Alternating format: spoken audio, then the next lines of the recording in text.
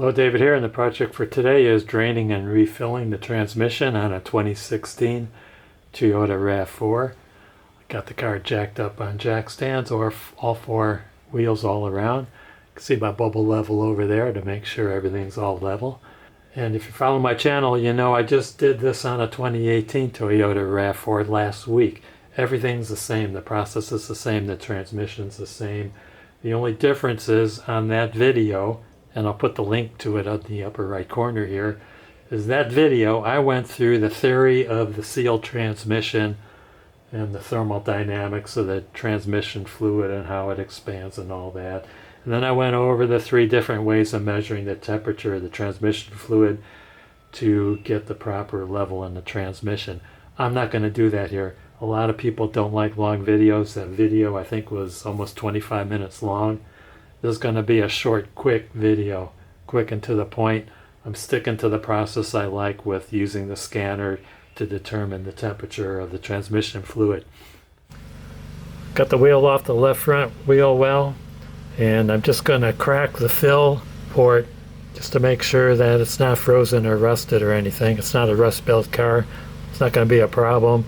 I already removed the splash shield, and if you want details and all that little stuff, go to my original video and you can see all those details. Takes a 24mm socket. As I explained in the other video, I'm going to drain the fluid cold, not hot.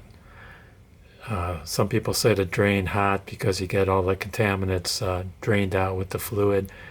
I'm going to do a cold and then fill it, overfill it, and then run out the proper amount at the proper temperature. Some comments were that just put in what you take out, and that's okay if it's a like temperature and if it was filled to the proper level before you got it. If it was someone else's car, you don't know who worked on it, you don't know if it was at the proper level before you got the car. So that's one thing to think about. Another thing to think about, if you measure the fluid hot and then you're adding cold fluid, that's not going to be the same volume. You would have 6mm hex to remove the drain plug.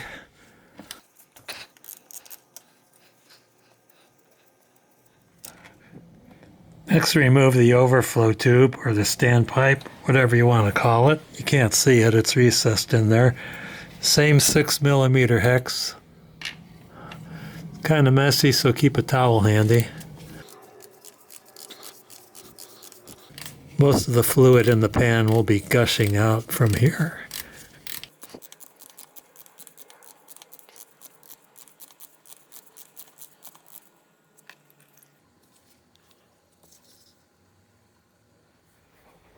When that runs out, put the overflow tube back in and take the handle off your wrench. Just use your socket to get it back in because it just goes in finger tight, pinky finger tight.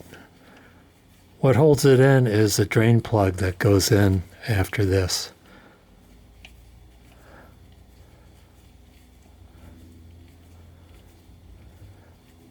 It's plastic, you don't want to break it. Yeah, that's it. I'll put the drain plug in with a new crush washer. This just gets snug lightly. You don't have to torque it because I'm going to come back and open the drain to level off the fluid at the proper operating temperature. Let's measure how much I drained out. Here's how much I took out. It's a little less than 2.5 quarts. There's a 2-quart line, 2.5-quart line here. And that's good because 2.5 quarts is all I have of fresh transmission fluid. Got a funnel with a long hose to add the fluid. You could use a transfer pump if you have one. I'm using the Toyota ATF WS. WS for world standard. That's what's recommended by the factory. I don't know what the torque value is. I'm just going to torque this to 30 foot-pounds.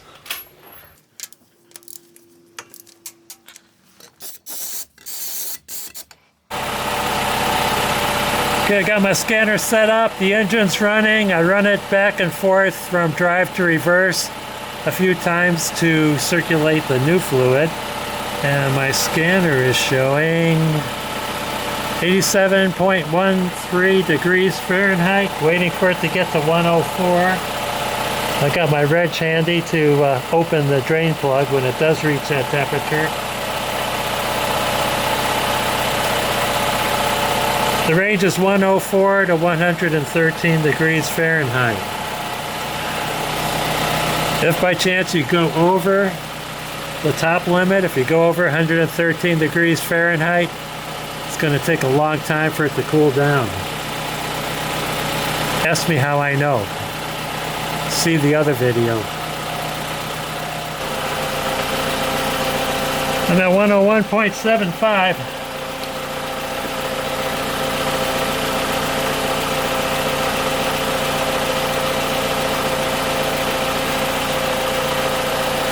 Hey, 104.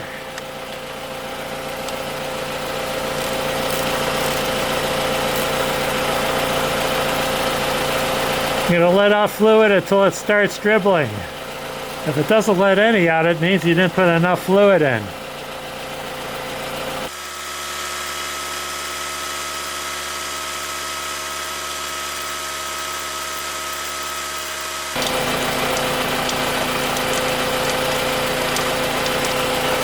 There's a dribble.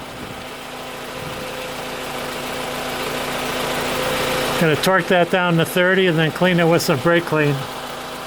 So I just shut the engine off just for kicks with my infrared thermometer. Middle of the pan is at about 103. The front is 109. The back is 95.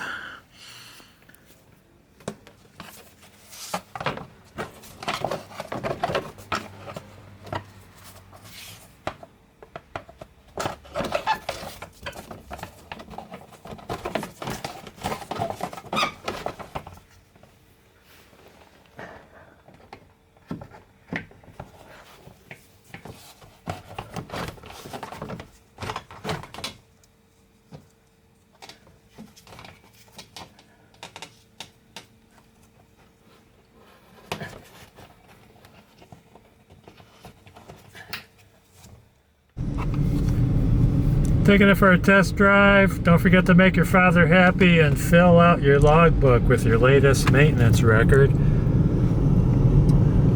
Everything seems to be driving very well. I want to thank you guys and gals for watching. Don't forget to hit like, subscribe, and ring that bell for more great videos from David GPO.